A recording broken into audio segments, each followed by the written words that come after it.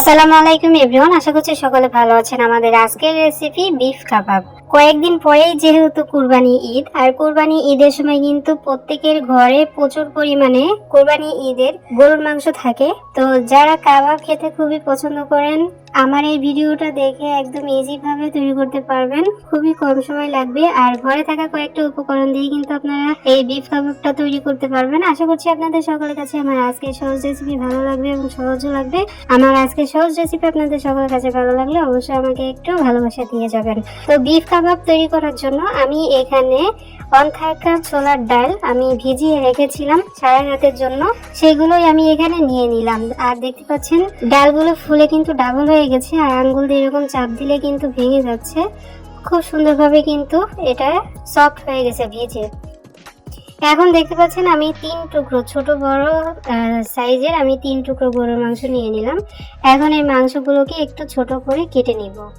ছোট করে কেটে নেওয়ার পর আমি এখানে দিয়ে দিব কয়েক টুকরা আদা, তারপরে দিয়ে দিব একটা পেঁয়াজ, তারপরে 7-8টার মতো আছে হলো রসুনের কোয়া, তারপরে 4টা দিয়েছি হলো এলাচ, তারপর 2 টুকরো দিয়েছি দারুচিনি, তারপরে জয়ফল জয়ত্রী দিয়েছি 2 টুকরো, আর একটা হলো স্টার ফল।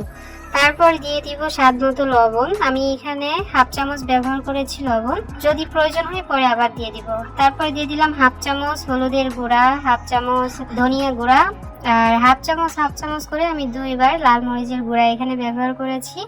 আর এখানে দিয়ে দিলাম হলো সরিষার তেল। এখন এই প্রত্যেকটা উপকরণ ভালো করে নেড়েচেড়ে মেখে নিতে হবে। আপনারা চাই হাতের সাহায্যেও কিন্তু মেখে নিতে পারেন। আমি একটা খুন্তির সাহায্যে এইগুলো আর কি মেখে নিচ্ছি। আমাদের সমস্ত উপকরণগুলো যখন ভালো মতো মাখানো হয়ে যাবে তখন এখানে দিয়ে দিতে হবে হলো পর্যাপ্ত পরিমাণে পানি। আমি এখানে পর্যাপ্ত পরিমাণে পানি দিয়ে চুলায় তুলে দিলাম, আর এই পর্যায়ে আমি চুলাটা ধরিয়ে হাই ফ্লেম করে দিব। হাই ফ্লেমে আমি এটাকে রান্না করে নিব যতক্ষণ না পর্যন্ত বলক চলে আসছে, ঠিক ততক্ষণ পর্যন্ত। এখন আমি ঢাকনা দিয়ে ঢেকে দিলাম, বলক আসার জন্য অপেক্ষা করব। আমাদের মাংস এবং ডালে যখন ভালো মতো বলক চলে আসবে তখন আমি ঢাকনা খুলে তারপরে আমি একটু নেড়ে চেড়ে নিব। নেড়ে চেড়ে নেওয়ার পর আবারও ঢাকা দিয়ে ঢেকে দিতে হবে যতক্ষণ না পর্যন্ত ডাল এবং মাংসটা সিদ্ধ হচ্ছে আর পানিটা একদম শুকিয়ে যাচ্ছে, ঠিক ততক্ষণ পর্যন্ত। তো দেখতে পাচ্ছেন আমি 40 থেকে 50 মিনিট মতো রান্না করে নিয়েছি। 40 থেকে 50 মিনিটের মধ্যে ফিরে এসেছি। আমাদের মাংস এবং ডাল থেকে কিন্তু তেল ছেড়ে দিয়েছে, আর একটুও কিন্তু পানি নাই, আর মাংসটাও খুব ভালো করে সিদ্ধ হয়ে গেছে, ডালটাও কিন্তু খুব সুন্দরভাবে সিদ্ধ হয়ে গেছে, আপনারা দেখতে পাচ্ছেন। এখন আমি ডাল আর এই মাংসটা একটু ঠান্ডা করে আমি শিলপাটায় বেটে নিব। আপনারা চাইলে ব্লেন্ডারেও কিন্তু করে নিতে পারেন, সেক্ষেত্রে একটু ঠান্ডা করে ভালো মতো ঠান্ডা করে তারপরে আপনারা ব্লেন্ড করে নিতে হবে, ঠিক আছে। তো দেখতে পাচ্ছেন আমি সবকিছু শিলপাটায় বেটে নিয়েছি, আর এরকম স্মুথ করে বেটে নিয়েছি, দেখতে পাচ্ছেন। আর এখানে নিয়েছি কিছু কালো গোলমরিচ গুঁড়ো, তারপরে এখানে দিয়ে দিব হলো কাঁচা মরিচ আর হলো পেঁয়াজ। আমি কাঁচা মরিচটা একটু কম ব্যবহার করেছি, তবে আপনারা যারা বেশি ঝাল খেতে পছন্দ করেন আর একটু বেশি করে দিয়ে দিতে পারেন। তারপরে দিয়ে দিব হলো 1/2 চামচ ভাজা জিরা গুঁড়া, আর সামান্য একটু লবণ। লবণ যেহেতু আমি আগেই দিয়েছিলাম ডাল এবং মাংসে, তাই আমি এখানে একদম কম ব্যবহার করলাম। এখন এই সমস্ত উপকরণ দিয়ে আমি খুব সুন্দর করে হাতের সঙ্গে মেখে নিব। কে কোথা থেকে আমার ভিডিও দেখছেন অবশ্যই লাইক কমেন্টস করে যাবেন। ভালো লাগলে অবশ্যই বন্ধুদের মাঝে শেয়ার করে দেওয়ার চেষ্টা করবেন। আর আমার নিত্য নতুন রেসিপির ভিডিও পেতে অবশ্যই আমার চ্যানেলটিকে সাবস্ক্রাইব করে পাশে থাকা বেল আইকনে ক্লিক করে রাখবেন, তাতে আমার সমস্ত ভিডিও নোটিফিকেশন সবার আগে পেয়ে যাবেন। সমস্ত উপকরণগুলো যখন ভালো করে মেশানো হয়ে যাবে তখন আমি এখানে একটা ডিম নিয়েছি, নর্মাল টেম্পারেচারে থাকা একটা ডিম। আর ডিমের হলুদ অংশটা আমি তুলে রেখে তারপরে এখানে সাদা অংশটা ব্যবহার করব। শুধুমাত্র সাদা অংশটা আমি নিয়েছি, আপনারা চাইলে সাদা এবং হলুদ যে অংশটা আছে সেটাও নিতে পারেন। হলুদ অংশটা নিলে যেটা হয়, আমরা যখন কাবাবটা তেলের মধ্যে দিব তখন অনেক বেশি ফেনা ফেনা তৈরি হয়ে যাবে হলুদ অংশের জন্য, এই জন্য আমি হলুদের অংশটা এখানে স্কিপ করে দিলাম। যাই হোক, আশা করি বোঝাইতে পেরেছি। এখন খুব সুন্দর করে খুব সুন্দর করে মেখে নেব। ডিমটা দেওয়ার পর খুব সুন্দর করে হাতের সঙ্গে মেখে নিতে হবে। আমাদের কাবাবের ব্যাটারটা যখন ভালো করে মাখা হয়ে যাবে তখন আমি এখানে এই যে কাবাবের শেপ দিয়ে নিচ্ছি। আমি আমার পছন্দ মতো কাবাবের শেপ দিয়ে নিচ্ছি, আপনারা আপনাদের পছন্দ অনুযায়ী কাবাবের শেপ দিয়ে দিতে পারবেন। আর আমি একটু বড় সাইজ করে দিচ্ছি, আপনারা চাইলে আরো ছোট সাইজও কিন্তু করে নিতে পারেন কাবাবের সাইজগুলো।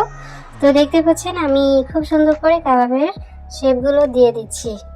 আর ধাপে ধাপে আমি সমস্ত কাবাবগুলো কিন্তু তৈরি করে নিচ্ছি। দেখতে পাচ্ছেন কাবাবের পুরুত্বটা কিন্তু ঠিক এরকম থাকবে। আপনারা চাইলে আরেকটু ছোট করেও কিন্তু তৈরি করে নিতে পারবেন, ঠিক আছে। আমাদের সমস্ত কাবাবগুলো তৈরি হয়ে গেছে। আমাদের সমস্ত কাবাবগুলো যখন তৈরি করা হয়ে গেছে তখন আমি আগেই চুলাতে একটা কড়াই বসিয়ে দিয়ে তারপর খুব সুন্দর করে গরম করে ওর মধ্যে তেল দিয়ে রেখেছিলাম। আর তেলটা কিন্তু খুব সুন্দরভাবে গরম করে হয়ে গেছে। আর তেলটা যখন গরম হয়ে যাবে তখন আমি এখানে একে একে কাবাবগুলো দিয়ে দিব তেলের মধ্যে।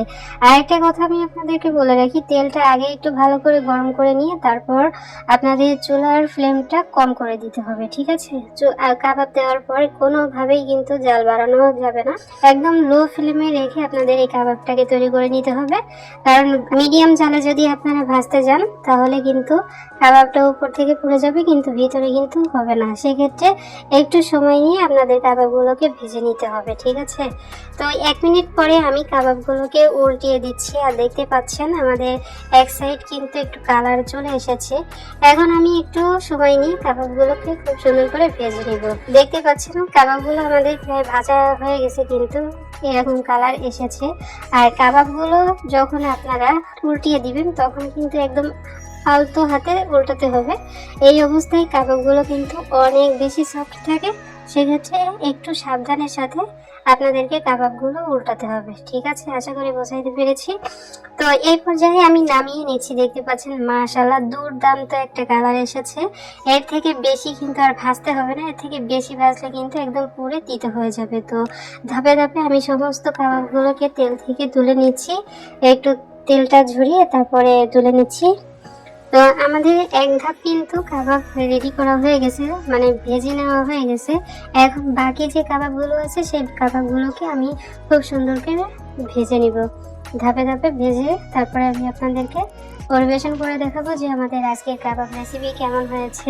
কয়েকটা দিন পরে যেহেতু কুরবানি ঈদ, তাই প্রত্যেকের ঘরে অনেক বেশি গরুর মাংস থাকবে। আর কুরবানি ঈদ সেটা বলে না, আপনারা এমনি সময়ও কিন্তু কাবাব তৈরি করে খেতে পারবেন।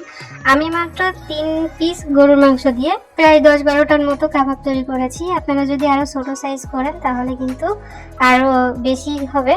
তো দেখতে পাচ্ছেন মাশাআল্লাহ দুর্দান্ত হয়েছে। আর আপনারা যারা কাবাবের সঙ্গে নান রুটি খেতে পছন্দ করেন অবশ্যই আমার চ্যানেলে আপলোড করা আছে, দেখে আসবেন। আপনাদের সুবিধার্থে নান রুটির রেসিপির ভিডিও লিংক আমি এই ভিডিওর ডেসক্রিপশন বক্সে দিয়ে রাখবো, যারা দেখেননি অবশ্যই দেখে আসবেন, ঠিক আছে। আর আমি একটা কাবাব ভেঙে শেয়ার করে দেখাচ্ছি যে আমাদের আজকের কাবাবটা কেমন হয়েছে।